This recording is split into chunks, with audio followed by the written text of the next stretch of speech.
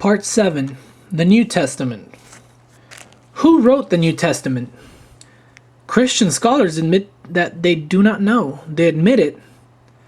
They admit that if the four Gospels were written by Matthew, Mark, Luke, and John, they must have been written in Hebrew. And yet a Hebrew manuscript of any one of these Gospels has never been found. All have been and are in Greek. So, educated theologians admit that the epistles, James and Jude, were written by persons who had never seen one of the four Gospels.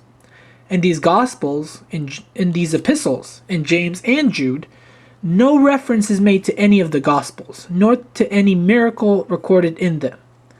The first mention that has been found of one of our Gospels was made about 108 years after the birth of Christ, and the four Gospels were first named and quoted at the beginning of the 3rd century, about 170 years after the death of Christ. We now know that there were many other Gospels besides our four, some of which have been lost.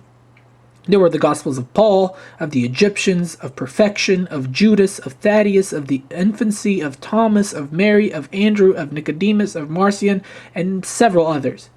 And there were the Acts of Pilate, of Andrew, of Mary, of Paul and Thecla, and many others. Also a book called The Shepherd of Hermas.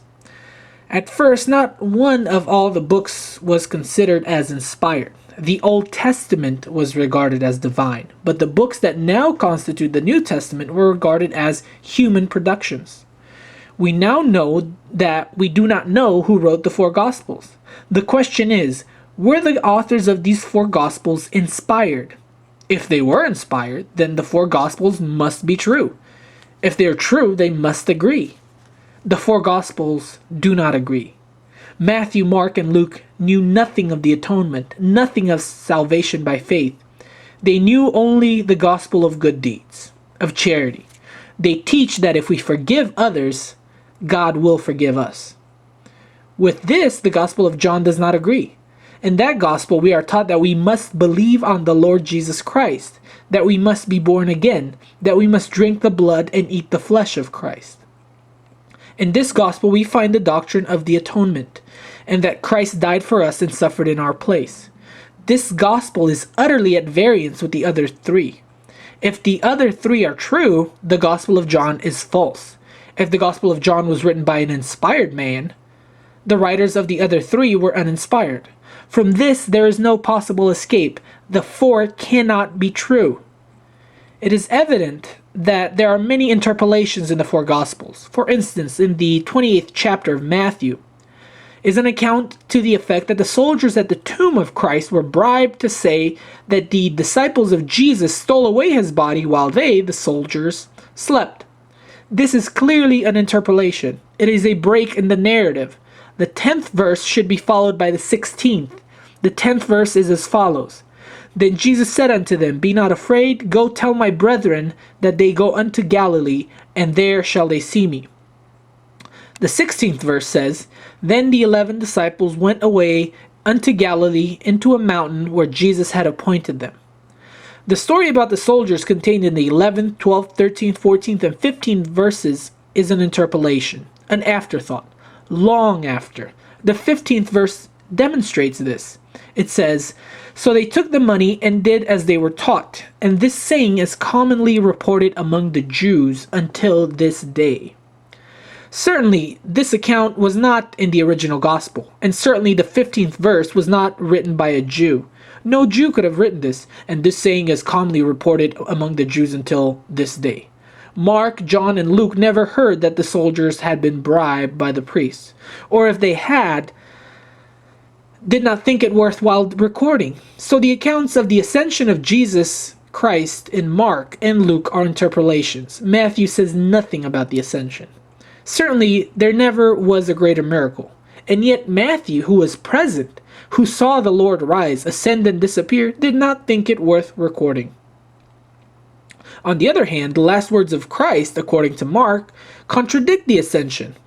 Lo, I am with you always, even unto the end of the world.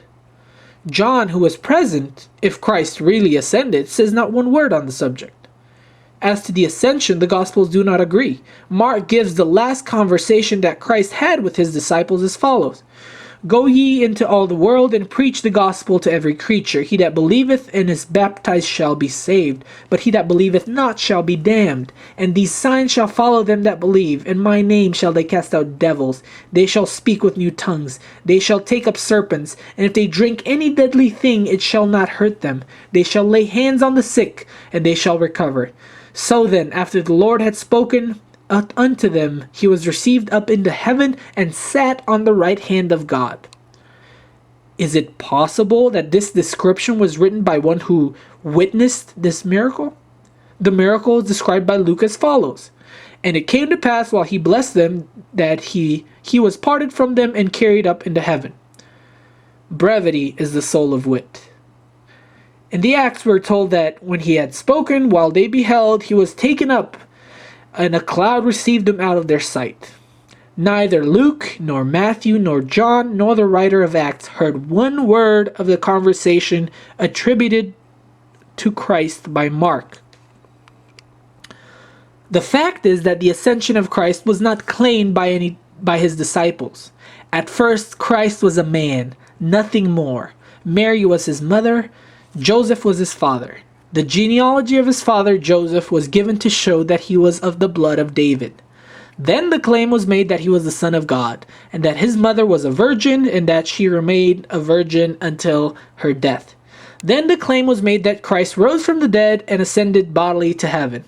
It required many years for these absurdities to take possession of the minds of men. If Christ rose from the dead, why did he not appear to his enemies? Why did he not call on Caiaphas, the high priest? Why did he not make another triumphal entry into Jerusalem? If he really ascended, why did he not do so in public, in the presence of his persecutors? Why should this, the greatest of miracles, be done in secret, in a corner? It was a miracle that could have been seen by a vast multitude, a miracle that could not be simulated, one that would have convinced hundreds of thousands.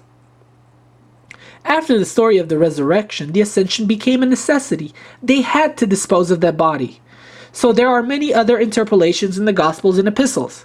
Again I ask, is the New Testament true? Does anybody now believe that at the birth of Christ there was a celestial greeting, that a star led the wise men of the east, that Herod slew the babes of Bethlehem of 2 years old and under?